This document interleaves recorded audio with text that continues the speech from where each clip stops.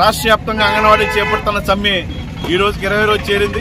ఇప్పటి వరకు ముఖ్యమంత్రి జగన్మోహన్ రెడ్డి ప్రభుత్వం కానీ మరి అంగన్వాడీల పట్ల అంగన్వాడీలు చేస్తున్న సేవ పట్ల కనీసం కరికరం లేకుండా చాలా మొండిగా వ్యవహరించడం చాలా దారుణమైన విషయం.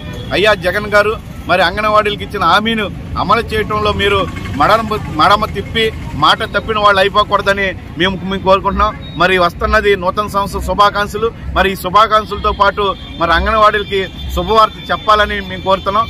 దీనిలో భాగంగానే ఈ రోజున మీరు అంగన్వాడీలు సమ్మె చేస్తుంటే ఆడుదామా ఆంధ్రాని మీరు తిరుగుతున్నారు. ఇప్పుడు ఆడుదామా అంగన్వాడీ అనే పేరుతో జగన్ టీము, ఇక్కడ అంగన్వాడీ టీము కబడ్డీ ఆడటం కూడా జరిగింది.